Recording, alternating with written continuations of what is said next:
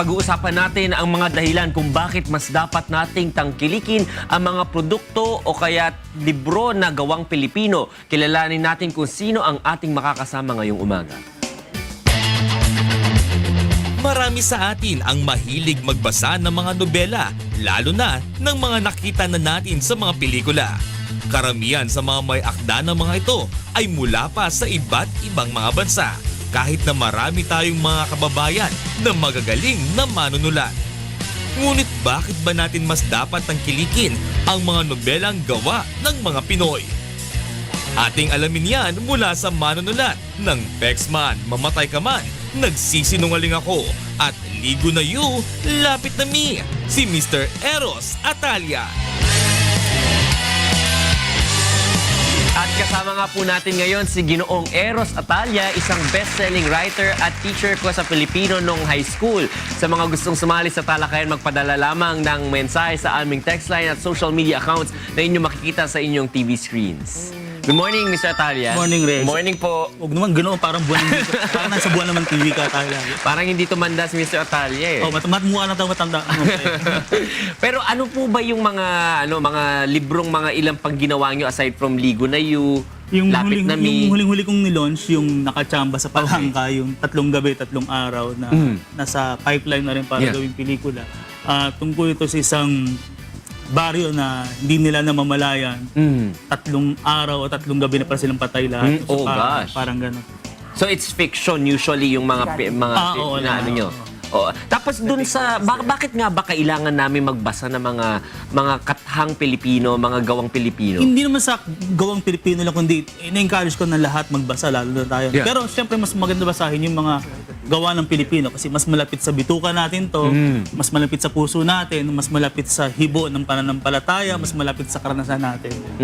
Kasi di ba mga sikat dito, mga binabasa natin, mga 50 Shades of Grey, mga ganon, mga Harry Potter, etc. Pero naalala ko dati, pinapabasa nyo sa amin mga Canal de la Reina. Hindi ata mababasa sa inyo. Oh, basta mga gano'n, no, high school, no, yung mga the usual na mga pinapabasa nyo, yung dekada 70. 70. So parang doon namumulat ako sa history, at the same time, Pero namumulat ka sa social context. Sa datos kasi hindi totoo na hindi tayo nagbabasa ng mga Pilipino.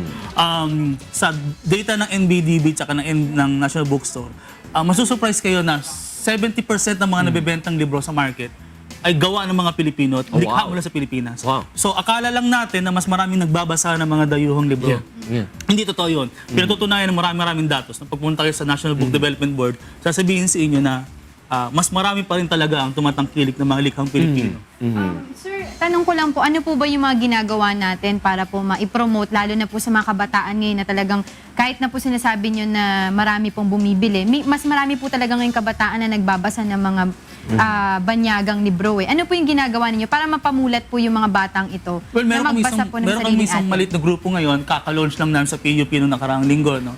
Binubuo ito ako, si Luwalhati Bautista, si Ricky Lee, si Manix Abrera, si June Cruz Reyes, special participation ni Bob Ong, na sa halip na yung mga mambabasa yung lumalapit sa mga manunulat, kami na mismo yung lumalapit sa kanila. Yeah. So pupunta kami ngayon, unang caravan namin noong nakaraan sa PUP, may schedule kami this month sa RTU tsaka sa PNU, tapos ililibot uli ito sa Pampanga, sa Bulacan, tapos balak namin within the year, malibot ang malaking bahagi ng Luzon at sa mga susunod na buwan, malaking bahagi ng Pilipinas.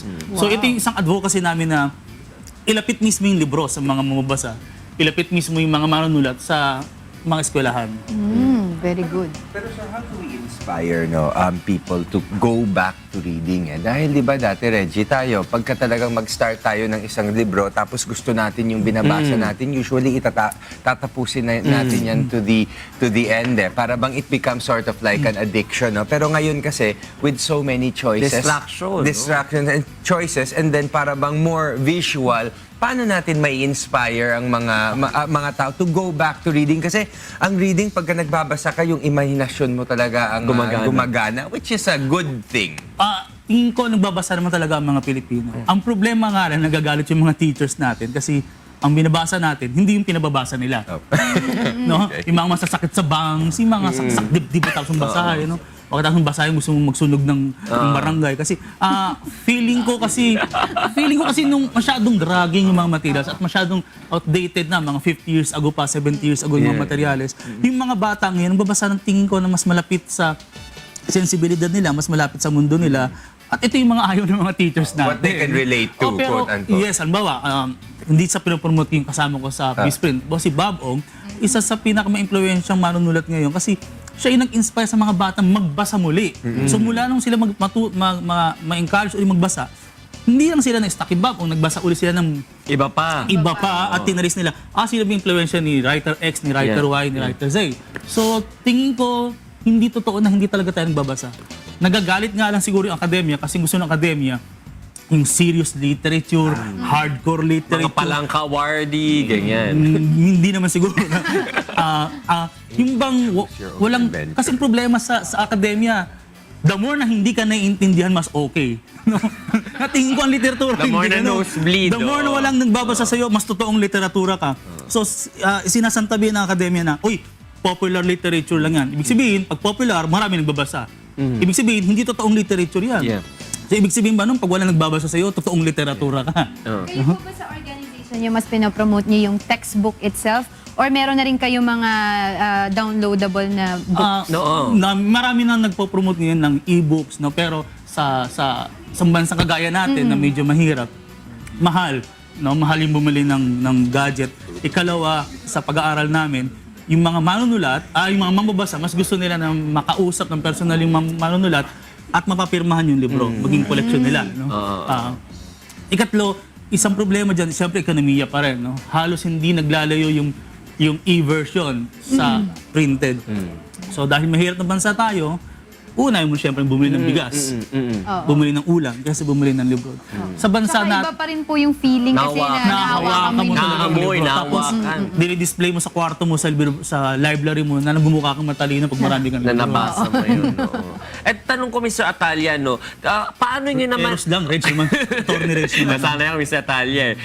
Paano nyo na-ensure na yung mga libro na dapat basahin, yung may matututunan na values yung mga bata? Kasi yun yung isa sa mga concern ng mga magulang, di ba? Huwag ka bumili ng mga pocket Filipino books na yan, mga pocketbook, kasi baka kung anong mga matutunan mo, baka yung English mo masira, baka yung, di ba, yung grammar mo, maging text, yung wordings mo, etc. First and foremost, dapat ma-promote natin ang pagbabasa bilang pleasure, no? Na natutuwa, nasisiyahan ka sa pagbabasa.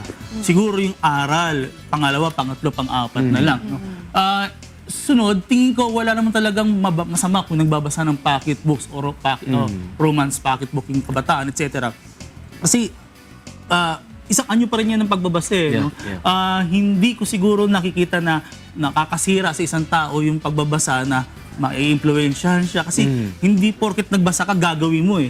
Pag nanood ka ba ng pelikula na may patayan, pag uwi mo, mapapatay ka rin. Okay, No? yeah. Pero Same logic. depende na lang po kung halimbawa batang-bata pa, wag mo na siya magbabasa ng romance. Oo naman. Huwag mo na siyang magbasa ng 50 Shades of Grey. No? Kasi 90 million na ang Pilipinas. No? Si ano po ba si Attorney Reg nung estudyante niyo ba siya? Mahilig ba siya magbasa ng mga libro na gusto niyo pong ipabasa sa kanila? Honor student to eh. No! Oo. See, galing na yan sa teacher ko, ha? Siya honor student kasi nung nag-aaral ako, kung di ako nagkakamali, 5th honorable mention ako. Ang problema nga lang, dalawa kami graduate. Hindi, mataas ako sa Filipino, no? Isa sa paborito kong Filipino talaga, eh. Kasi, basta ang ganda ng mga words ng mga Tagalog, mga Filipino words na Parang mas bighani. nakakabighani. Tsaka pagka binasa mo, parang mas felt. Tsaka Kumbaga. pag binasa sa'yo, di ba? Parang nakakahulog ng damdamin. Yes. Di ba, Talia? Oo.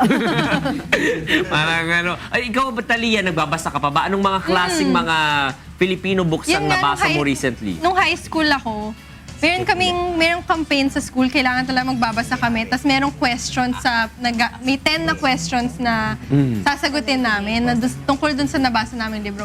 Sa tingin ko, dapat meron din sa mga libraries ng schools, yung mga Tagalog na books. Kasi kami puro English eh.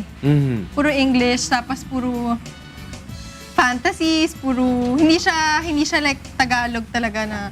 Sa tingin ko dapat may mga Tagalog books sa mga schools eh.